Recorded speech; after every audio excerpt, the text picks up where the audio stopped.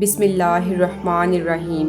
اس سے پچھلی ویڈیو میں ہم نے حبشہ کی پہلی ہجرت کے بارے میں جانا اور یہ بھی جانا کہ کس طرح کفار مکہ کے مسلمان ہو جانے کی جھوٹی خبر حبشہ کے مسلمانوں تک پہنچی اور یہ خبر سن کر کچھ مہاجرین مکہ واپس آ گئے۔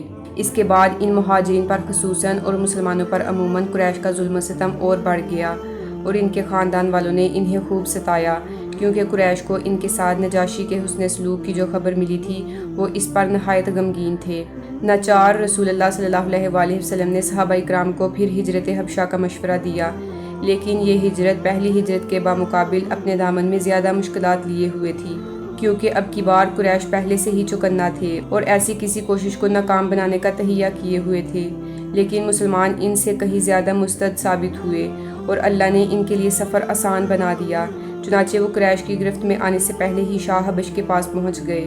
اس دفعہ کل 82 یا 83 مردوں نے ہجرت کی اور 18 یا 19 عورتوں نے۔ مشرکین کو سخت کلنک تھا کہ مسلمان اپنی جان اور اپنا دین بچا کر ایک پرامن جگہ بھاگ گئے ہیں، لہٰذا انہوں نے عمرو بن عاص اور عبداللہ بن ربیہ کو، جو گہری سوجھ بوجھ کے مالک تھے اور ابھی مسلمان نہیں ہوئے تھے، ایک اہم سفارتی مہم کے لیے منتخب کیا اور ان دونوں کو نجاشی اور بطریقوں کی خدمت میں پیش کرنے کے لیے بہترین تحفے اور ہدیے دے کر حبش روانہ کیا۔ ان دونوں نے پہلے حبش پہنچ کر بطریقوں کو تحائف پیش کیے، پھر انہیں اپنے دلائل سے آگاہ کیا جن کی بنیاد پر وہ مسلمانوں کو حبش سے نکلوانا چاہتے تھے۔ جب بطریقوں نے اس بات سے اتفاق کر لیا کہ وہ نجاشی کو مسلمانوں کے نکال دینے کا مشورہ دیں گے تو یہ دونوں نجاشی کے حضور حاضر ہوئے اور تحفے تحائف پیش کر کے اپنا مدعا یوں عرض کیا کہ اے بادشاہ، آپ کے ملک میں ہمارے کچھ ناسبند نوجوان باغ آئے ہیں، انہوں نے اپنی قوم کا دین چھوڑ دیا ہے لیکن آپ کے دین میں بھی داخل نہیں ہوئے، بلکہ ایک نیا دین ایجاد کیا ہے جسے نہ ہم جانتے ہیں اور نہ آپ۔ ہمیں آپ کی خدمت میں انہی کی بابت ان کے والدین، چچاؤں اور کنبے قبیلے کے عمائدین نے بھیجا ہے۔ جب یہ دونوں اپنا مدعا عرض کر چکے تو بطریقوں نے کہا کہ بادشاہ سلامت، یہ دونوں ٹھیک ہی کہہ رہے ہیں، آپ ان نوجوانوں کو ان دونوں کے حوالے کر دیں، یہ دونوں انہیں ان کی قوم اور ان کے ملک میں واپس پہنچا دیں گے۔ لیکن نجاشی نے سوچا کہ اس قضیے کو گہرائی سے کھنگالنا اور اس کے تمام پہلو کو سننا ضروری ہے، چنانچہ اس نے مسلمانوں کو بلاوا بھیجا۔ مسلمان یہ تہیہ کر کے اس کے دربار میں آئے کہ ہم سچ ہی بولیں گے، خواہ نتیجہ کچھ بھی ہو۔ جب مسلمان آ گئے تو نجاشی نے پوچھا، یہ کون سا دین ہے جس کی بنیاد پر تم نے اپنی قوم سے علیحدگی اختیار کر لی ہے، لیکن میرے دین میں بھی داخل نہیں ہوئے اور نہ ہی ان ملتوں میں سے کسی کے دین میں داخل ہوئے ہو؟ مسلمانوں کے ترجمان حضرت جعفر بن ابی طالب رضی اللہ عنہ نے کہا، اے بادشاہ، ہم ایسی قوم تھے جو جاہلیت میں مبتلا تھی، ہم بت پوجتے تھے، مردار کھاتے تھے، بدکاریاں کرتے تھے، قرابت داروں سے تعلق توڑتے تھے، ہمسایوں سے بدسلوکی کرتے تھے اور ہم میں سے طاقتور کمزور کو کھا رہا تھا۔ ہم اسی حالت میں تھے کہ اللہ تعالیٰ نے ہم ہی میں سے ایک رسول بھیجا، اس کی عالی نسبی، سچائی، امانت اور پاک دامنی ہمیں پہلے سے معلوم تھی۔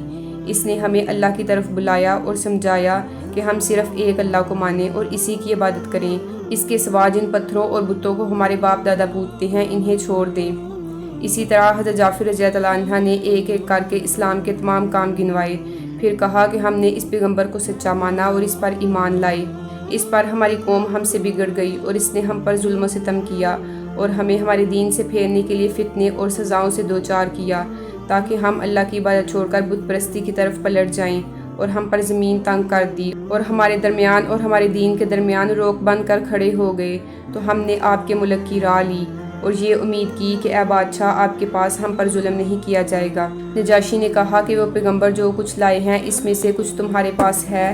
حضرت جعفر نے کہا ہاں۔ نجاشی نے کہا ذرا مجھے بھی پڑھ کر سناؤ۔ حضرت جعفر نے سورہ مریم کی ابتدائی آیات تلاوت فرمائی۔ نجاشی اس قدر رویا کہ اس کی داڑھی تر ہو گئی۔ نجاشی کے تمام اسقف بھی حضرت جعفر کی تلاوت سن کر اس قدر روئے کہ ان کے صحیفے تر ہو گئے۔ پھر نجاشی نے کہا، یہ کلام اور وہ کلام جو حضرت عیسیٰ علیہ السلام لے کر آئے تھے ایک ہی شمعدان سے نکلے ہوئے ہیں۔ اس کے بعد نجاشی نے عمرو بن عاص اور عبداللہ بن ربیہ کو مخاطب کر کے کہا کہ تم دونوں چلے جاؤ، میں ان لوگوں کو تمہارے حوالے نہیں کر سکتا اور نہ یہاں ان کے خلاف کوئی چال چلی جا سکتی ہے۔ اس حکم پر وہ دونوں وہاں سے نکل گئے، لیکن عمرو بن عاص نے عبداللہ بن ربیہ سے کہا، خدا کی قسم، کل ان کے متعلق ایسی بات لاؤں گا کہ ان کی ہریالی کی جڑ کاٹ کر رکھ دوں گا۔ عبداللہ بن ربیہ نے کہا، نہیں، ایسا نہ کرنا، ان لوگوں نے اگرچہ ہمارے خلاف کیا ہے لیکن ہے بہرحال ہمارے اپنے ہی کنبے قبیلے کے لوگ۔ مگر عمرو بن عاص اپنی رائے پر اڑے رہے۔ اگلا دن آیا تو عمرو بن عاص نے نجاشی سے کہا، اے بادشاہ، یہ لوگ عیسیٰ بن مریم کے بارے میں ایک بری بات کہتے ہیں۔ اس پر نجاشی نے مسلمانوں کو بلاوا بھیجا اور پوچھنا چاہتا تھا کہ حضرت عیسیٰ علیہ السلام کے بارے میں مسلمان کیا کہتے ہیں۔ اس دفعہ مسلمانوں کو گھبراہٹ ہوئی، لیکن انہوں نے طے کیا کہ سچ ہی بولیں گے، خواہ نتیجہ جو بھی ہو۔ چنانچہ جب مسلمان نجاشی کے دربار میں حاضر ہوئے اور اس نے سوال کیا تو حضرت جعفر رضی اللہ عنہ نے فرمایا، ہم عیسیٰ علیہ السلام کے بارے میں وہی بات کہتے ہیں جو ہمارے نبی لے کر آئے ہیں، یعنی حضرت عیسیٰ علیہ السلام اللہ کے بندے، اس کے رسول، اس کی روح اور اس کا کلمہ ہے، جسے اللہ تعالیٰ نے کنواری پاک دامن حضرت مریم علیہ السلام کی طرف القاء کیا تھا۔ اس پر نجاشی نے زمین سے ایک تنکا اٹھایا اور بولا، خدا کی قسم، جو کچھ تم نے کہا ہے، حضرت عیسیٰ علیہ السلام اس تنکے کے برابر بھی بڑھ کر نہ تھے۔ اس کے بعد نجاشی نے مسلمانوں سے کہا، جاؤ، تم میرے ملک میں امن و امان سے رہو، جو تمہیں گالی دے گا اس پر تاوان لگایا جائے گا۔ مجھے گوارا نہیں کہ تم میں سے کسی آدمی کو تکلیف دوں اور اس کے بدلے مجھے سونے کا پہاڑ مل جائے۔ اس کے بعد اس نے اپنے حاشیہ نشینوں سے مخاطب ہو کر کہا، ان دونوں کو ان کے ہدیے واپس کر دو، مجھے ان کی ضرورت نہیں۔ خدا کی قسم، اللہ تعالیٰ نے جب مجھے میرا ملک واپس کیا تھا تو مجھ سے کوئی رشوت نہیں لی تھی کہ میں اس کی راہ میں رشوت لوں۔ نیز اللہ تعالیٰ نے میرے بارے میں لوگوں کی بات قبول نہ کی تھی کہ میں اللہ کے بارے میں لوگوں کی بات مانوں۔ حضرت سلمہ رضی اللہ عنہ، جنہوں نے اس واقعہ کو بیان کیا ہے، کہتی ہیں کہ اس کے بعد وہ اپنے ہدیے تحفے لیے بے آبرو ہو کر واپس چلے گئے اور ہم نجاشی کے پاس ایک اچھے ملک میں ایک اچھے پڑوسی کے زیر سایہ مقیم رہے۔ تو دوستو، یہی تک تھی ہماری آج کی ویڈیو۔ اسی طرح کی مزید اسلامک ویڈیو دیکھنے کے لیے ہمارے چینل اسلامزم کو سبسکرائب کریں۔ اپنا اور اپنے ساتھ کے لوگوں کا خیال رکھیں۔ شکریہ۔ اللہ حافظ۔